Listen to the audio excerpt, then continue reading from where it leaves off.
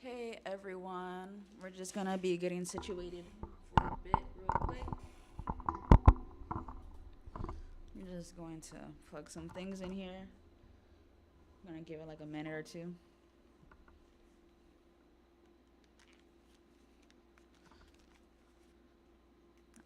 Not the crazy hair. All right.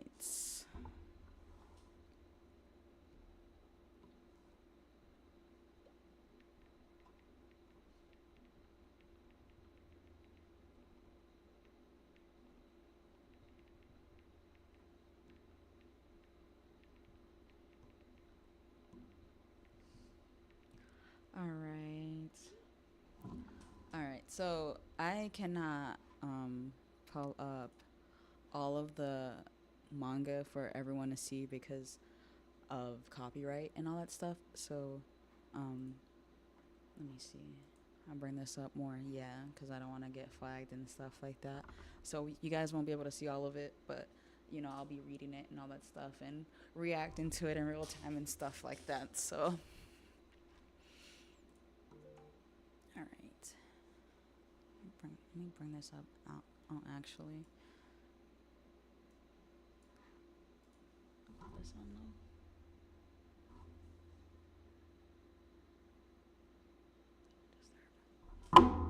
All right. Oh shit, that was loud. My bad, yo. All right. All right. So we're gonna start. All right, One Piece, chapter 1173, A Generation of Warriors. All right, so in the beginning we have Usopp, and he is. Usopp is giving Winnie the Pooh. Usopp done stuck his nose in the honey pot. In it, we also see. Let's see what's in the shot. Hoboshi Kabutomo. Habo, Hoboshika Kabutomo. That's what's on the book. So like, there's a book on the floor that has like some reindeers on it that say that saying, and then right next to it is a honey pot, and Usopp just stuck his nose in it trying to smell it, and then you have Chopper on the back trying to be nosy and stuff like that, and they're by a tree, and then we see like the bugs from that's like the beetle that we seen in the island that Usopp was during the time skip and stuff like that. Um, I don't know if this is the island that eats people, but it says cover request by Saito. Usopp covering his nose with honey as a lure to catch a rhinoceros beetle. Yep, see, I said it. It was a rhinoceros beetle. Cool fit, Usopp. Cool look too. Is giving fresh. Okay.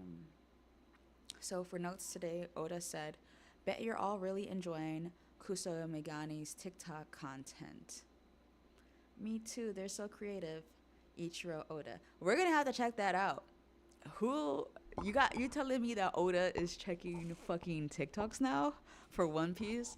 That is crazy. Because if Oda is looking at the TikTok One Piece theories out there, then my man, he knows how much we are fiending, how much we are concocting these theories out here. All right, so all right, damn, I'm trying to see all of this.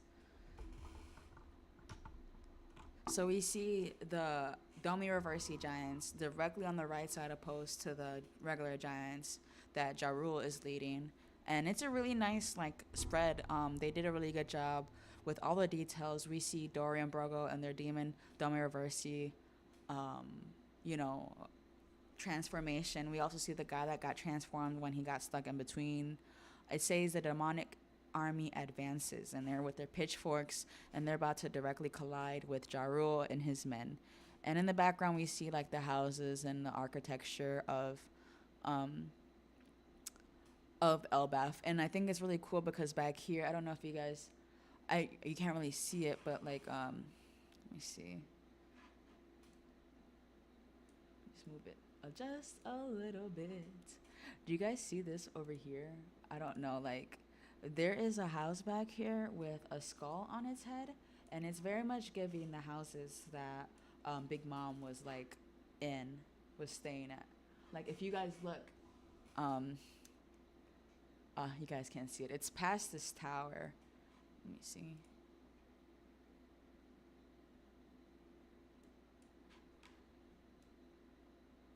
Right here, right says kill Ja Rule. That building to the right of it, that's like the building. That's the direct figurehead that was like in the houses that Big Mom was at when she was in the Lamb's house, whatever the fuck they called it back then, and stuff like that. Um, see. Okay. All right. And so they're about to clash.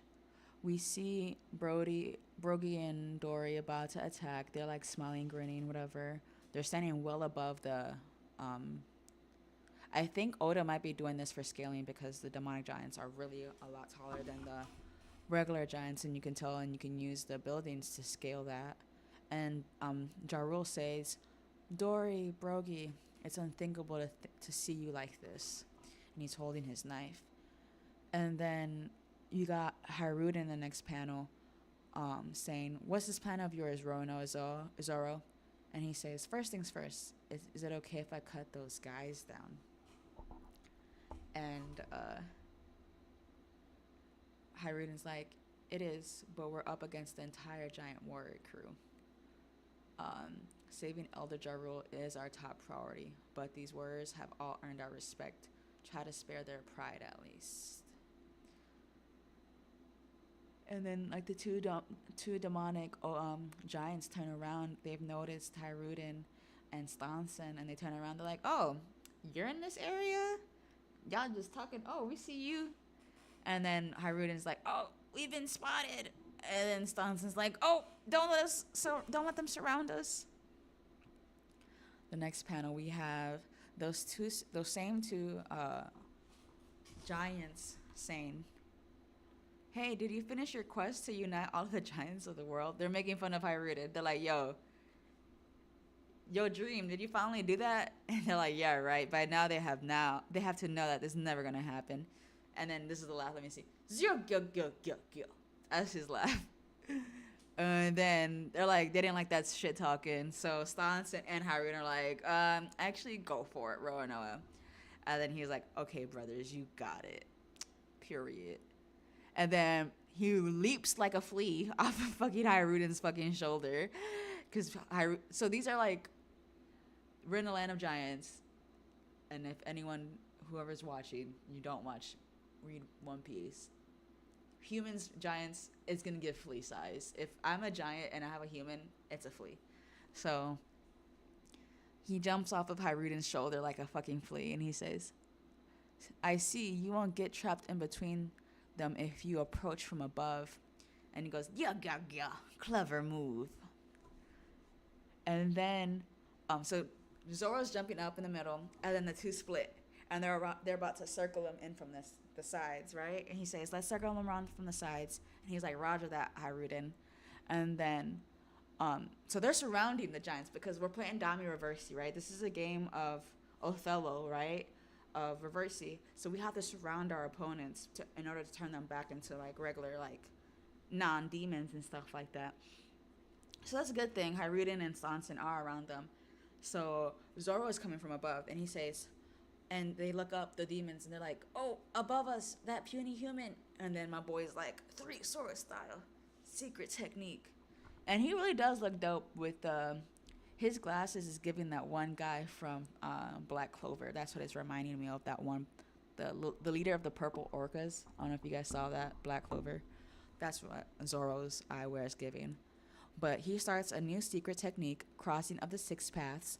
And let me just say, shout out to Manu on Grand Line Review, because he was legit talking about the connection of the Bagua and all that stuff. And this is direct connection with the 6 paths. Like, this man called it out. Like, Oda is definitely using mythology from Taoist beliefs and the Bagua and the trigrams and all that stuff and I guess he's just like using like Shinto, very much Taoist and Shinto and Buddhist beliefs when it comes to Zoro's like powers and stuff like that. So he says, crossing of the 6 paths. And then they all start screaming. And then the giant stance is like, huh, that's Zoro for you. And then uh, he's jumping around. That's what it's giving. I don't know really what this kind of is like looking like, but he's jumping in between Dory and Brogy, and they look up and they're like, Roanoa! I don't know why I just don't call him Zoro. And then uh, Zoro screams back at them their names, and they're like, unbelievable, and they clash. And instead of them making contact with Zoro, they make contact with themselves. And I be forgetting who's which, to be honest. Dory is a taller one, Brogy is a thicker one. And so Dory's shield got split in half, so did Brogy's. So Zoro gave him a slip. But I guess he still made contact. We're gonna have to look back on this. I think Zoro made contact, but it ended up splitting, ended up still affecting the giants as well. And so Zoro's kind of thrown aback. And then Elder Ja Rule is still no, he still cares about them, right? Regardless of them being possessed by Emu. And so he yells out, Dory Brogy. And everyone calls out Chiefs. Because oh yeah, they didn't just break their shields, I guess. They actually swung right through each other's bodies, and so it's giving they killed each other. That's what they think. So the next panel, we see Brook, and Brook is still bandaged up. He's huffing and puffing. He's at branch 8, and then he's panting, and then he yells out, Princess Shuri, are you there? Are you Princess Shuri? And so we have Gunko looking back. And Gunko right now is possessed by Emu. So is it Emu or is it Gunko? It's Emu. And so we have Gunko Emu looking back with that one eye. And Brooke is just looking back trying to see if it's him. They're making eye contact. And he says, I can't see how you could possibly be her. I'm certain it's impossible. But it's hard to deny her spitting image, so I have to make sure. And then he's just begging her, and she just is aloof, flying off. And he's like, even if you aren't the princess, surely you must be of her blood. If the princess were alive today, she would be nearing 80 by now. Of course she wouldn't recognize me, given how much I've changed. And Gunko still not saying anything. She's just staring at him. And yet, those features, the blue hair, Vivi, she got blue hair. The mismatched eye color and a connection to the Holy Land. Plus, you're fond of my music too, aren't you? Every single detail is a perfect match.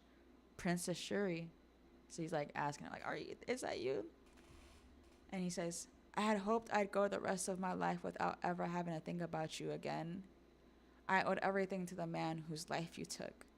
My patricidal princess. So she's out here killing kings. But we already know that that's not the truth. Loki was accused of killing his father, but even though he did kill his father, he had to do it because he was possessed by Emu. So we know that that's not always black and white and stuff like that. And so with him saying that, Gunko starts having she'd be having a little moments and stuff like that. And so she's fighting for control over her body right now. And Emu and Gunko are struggling. And Emu is directly speaking to Gunko, saying, Gunko, are thy memories beginning to return? And then you can see Gunko's body and the shadowy figure of Emu behind her, possessing her. And you see that Gunko is just struggling, trying to gain control of her body, and she finally gains control. And she yells, Brooke, you have to run. All the while she's, about to tag Brooke because, her body's not hers. And so, but at least she had her body for just, that one moment, you know what I mean? And so that confirms that, yes, that who Brooke thinks that she is. And so he's like, huh? And we cut over and we look. she actually loosens her grip on the arrows, because remember that Brooke was um, restrained using Gunko's arrows and stuff like that. And within that, of her gaining her a little bit of clarity and stuff like that and control over her body, she starts to let go of not just her, but now the line that is leading the children to the ship to be sold off is wavering as well. And we see Brooke, he gets out of the arrow bandages and he's like, I'm free. And then we have Emu still trying to conquer Gunko's body, and he's saying, Gunko, thou attemptest to move of thine own will. And then Gunko's like, Brooke, and so she's struggling. And so Emu takes control of her body again. And so she's like contorting. He's like contorting her body. Going through great physical pain, so that Emu can take control back of her body. And then still, as Brooke is trying to get out, his leg gets stuck though, so his leg is still stuck. And then he turns back and he's like, so why did you tell me to run? I came to settle this matter. Now who are you? And then Gunko stares back. And then it's now, it's definitely Emu. Emu is the eye with the rings. Gunko is the regular eye. Gunko has, I don't know what you call it. I forgot, but it's different eyes. She has like her own eye and like different colored eyes, whatever. And so, yeah, Brooke is like, bro, I'm still not leaving. I wanted to ask you questions, so I'm here asking the questions. So who are you? And this is not Gunko no more. This is Emu now controlling her body. He's like, shut thy mouth. Who art thou to Gunko? I guess Emu, although he has control over their bodies, he does not have control over their memories or their or of the like mind, I guess, in that way, because we know that mind manipulation is a thing in One Piece. We see that Pudding had it, but I guess Emu doesn't have that power. And so Brooke is the first Straw Hat to confront Emu. So he's the first big bad that Brooke is the first one to fight the big bad of the whole arc, of the whole fucking world that we've been leading up to. And I think it's kind of crazy that it's Brooke doing it. Brooke was also the first one to throw hands at Big Mom and be like, yo, show me your panties. So 10 for fucking points for fucking Brooke. Like, that's my boy. And then, let's see. I didn't put any categories before I read. Let me put that so I can get some more viewers maybe.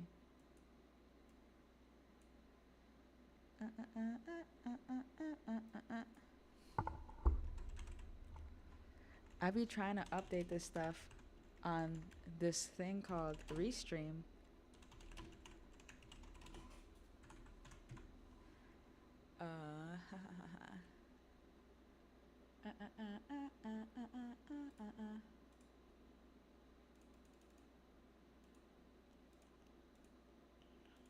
See. Give me 1 second, y'all.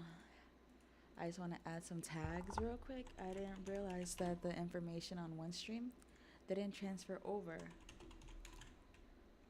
to this on Twitch, and I'm still trying to figure out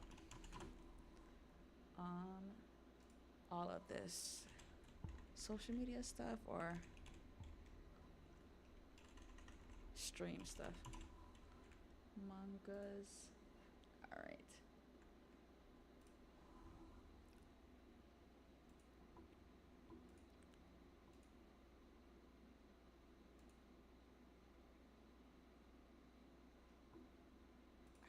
Updated that. All right, never mind.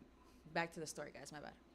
All right, so after Gunko and Brooke clash, we head over to Usopp's group. And so they're both in the same branch. We saw that Usopp's group was just with Brooke. It was Brooke that just left, that's somehow escaped. I don't know why he left the Straw Hats, why he left his crew. But I guess he was just kind of like slithering his way to fucking Gunko because he just had to question her, right? So because Gunko was able to gain a little bit of her conscious back, now the rest of the Straw Hats, like Jinbei and Nami and Usopp, are free. And so, woo, we're free, we're finally free, says Usopp. And he says, my mind powers did the trick, you see? And then Jinbei's like, the arrows came loose for a moment, what happened? And so Jinbei, like usual, is always the one asking questions. And Nami is trying to help Robin out, but remember that Robin is restrained by Somer's powers, and Somer's powers are thorns, basically steel thorns. And so sadly, Robin is still tied up by his thorns. Nami's like, Robin's restraints are different. We have to get the thorns off of her. And Robin's like, forget me, Nami. Focus on the children. And Jinbei's like, I saw Ange slip away earlier, but I doubt she'll make it in time. West Village is way too far. Are we investing in Ange is a fucking traitor stocks? Because I know the theories are out there. I'm gonna just say, Ange, like I'm saying, like all these people are leaving the Straw Hats. All these people are leaving the group. If I am kidnapped, I don't know. If I'm kidnapped and the homies are waiting for me, I'm not gonna leave the homies. Like, these might not come. Like, what? So I just think it's kind of weird. Who cares about Ange, right? We're already suspicious of Ange, but I'm giving Brooke a side eye because what do you mean you left the other guys? Like, what do you mean? And why didn't you tell the other people's like what she was gonna do? You should have been like, hey guys, I actually know who that girl is. I think I know who that is. Let me just slither over there and just see who she is. Or be like, yo, I'm pretty sure that's my homegirl from the past. Let me go check her out. Let me go see what's going on. I don't know why that could not be a conversation, but here we are. And then so we hear Nami Swan in the background, and it's Sanji. And then now we're going to another location now by the children, right? So we're checking in with everybody, right? And so we're looking at the children now, the children who are marching to their to the ship to be sold off to slavery. They don't have any choice but to keep on marching because they're being forced to by their powers. And so we have Somers here. He's super confident that everything's already working out, right? So he's like, yeah, keep moving, you brats. And then Colin, like the only brave one there, he's like, the finish line is just over there. You're one of the demons Elder Jarul mentioned, aren't you? We'll make you pay for this. Elbaf is really strong, you'll see. And then Somers is laughing. He's going to regret this. Because I'll tell you right now, if a motherfucker talks shit to my kid, best believe, or someone puts their hand on my kid, best believe the hands are being put on you. So he's talking shit to his kid. So he's like, moron, we know all about how strong giants are. That's why we're after you. You're Gabon's kid, right? And he's like, I'd shut up and unwrap these thorns. And Colin's like, I'd shut up and unwrap these thorns if I were you. And then they're all the kids are like, yeah, let us go. And they're like, I dare you to face us like a warrior. And then Somers is like, yeah, you're a real hoot. It's way too late for that. Look, I can already see the harbor. Say goodbye to your homeland. This is the last time you'll ever see it. And Somers is having a good-ass time enjoying this. We already know that Somers is a fucking sadist because he was enjoying beating the shit out of Shaki. And he likes doing that fucked up shit we saw during like the God Valley hunting games that he was he forcing parents to either decide whether they wanted to kill themselves or their children or something like that. He was like, oh, he put some thorns on the bottom of a tree. People were trying to climb up to their safety to just escape the hunting game, and this motherfucker put like thorns on the ground so that like you're gonna die if you step off the tree. He was also separating kids from families, killing kids, killing wives just for the fuck of it. So Somers is a fucked up guy. So and then so he's like, yeah, I can see it already. Like, this is already done basically. We already done. Y'all about to be slaves. And then the giant kids are like, what? No way. You mean I'll never see my mom and pa again? I don't want that. Someone help us. And then we hear someone on the snail, and they're like, Hello? Great one? Killingham and I are about to complete our task. Oh, okay, that's Summers to them. I'm dying to go home already, but do you have any more bidding for me to attend to first? And then we see a group of people running, and they're like, Colin, Ilva, Olaf. And then Summers like, oh, how did they get here? Weren't the dream demons meant to stop them? And then so we have, um, is that Oimo? That's not Kashi. We have Oimo, and then we have Ripley, and the moms coming, and they're all like, "Mommy," and it's my mom and the others. Yeah, Grandpa Oimo, wait above you, watch out. And then we get like the nightmares coming and attacking. Yeah, the nightmare Nika, attacking the parents, and they're like, "It's Nika, the god of destruction!" Ah, because remember, like they have like two realities of what Nika is. Like Nika is the bringer of like liberation, but is also a very destructive god, and so people dreamt up. They're scared of the destructive version of this god, and so they're like, "No, it's him." Um, Mom, everyone run! And they're like, "From this Nika? Don't be silly. You're underestimating us. We come from a generation of warriors." Look at that. They took down that fake sun god. They're going crazy. Even the moms are out here going crazy. And then you have the kids like, oh, our parents are so strong with that very stereotypical One Piece, eyes out, mouth open. They're so strong. And then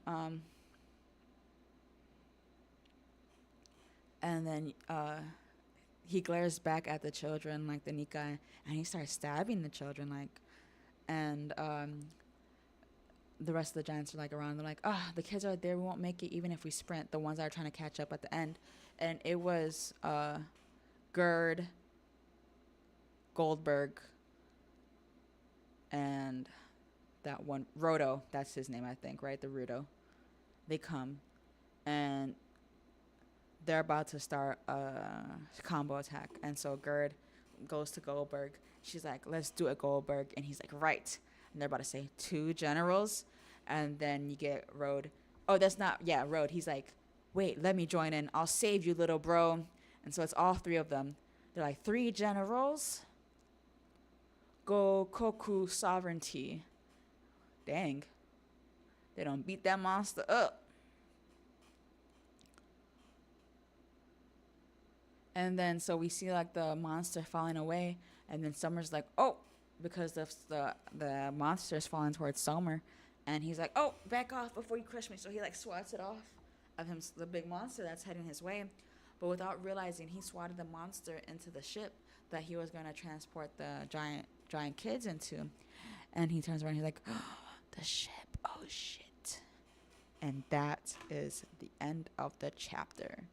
The game takes an unexpected turn. ... Question mark! Exclamation!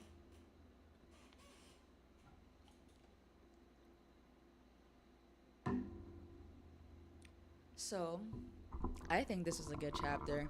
It was in typical Oda fashion for me. I'm gonna be honest. When it comes to some manga, a little bit of it can be a little hard to read. In terms of like, what am I seeing, right? There was definitely some parts in this that I really didn't know what I was seeing. When it comes to Zoro's fight with Dory and Brogy, I don't really know what I'm supposed to be imagining there. I know that he came up in the sky, but it was a specific part where Dory and Brogy were like kind of like split in half, and I didn't really know why Zoro was injured, because it seemed like he was uninjured. So maybe let's see what they are saying about it in the Twitter Spaces. Yeah. Let me cover this real quick though. I'm going to sign in, and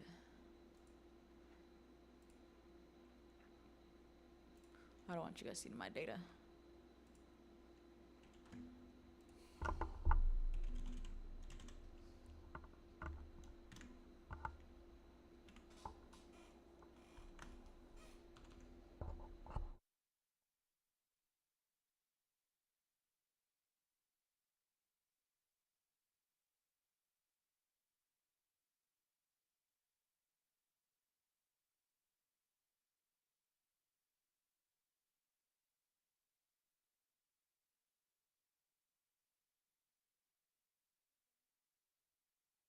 It's saying that I can't. It is saying. It's saying that I can't find my Twitter. Let me see. Let me make sure I'm doing this right. There was no underscore.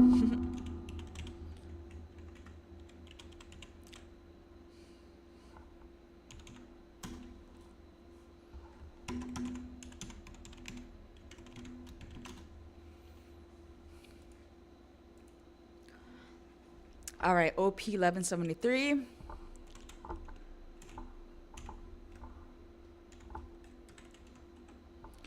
Let's see what they're saying on Twitter, y'all. Ain't nobody saying nothing about it yet.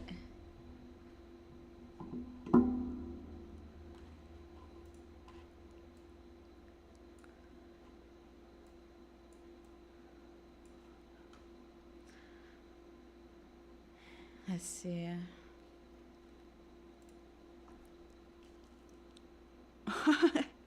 Brooke is definitely giving this after the last.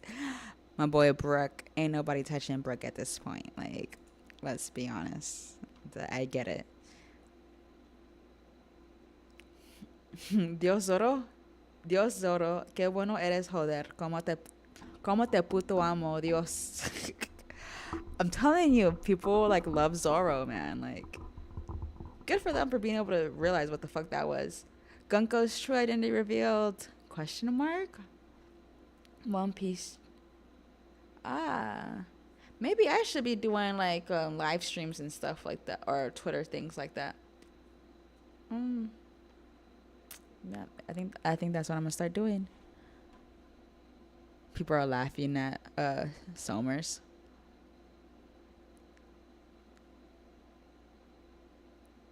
They're saying that it raises the bar, mysteries and details that didn't feel random at all. Oda is slowing down and the present is getting more and more interesting. True.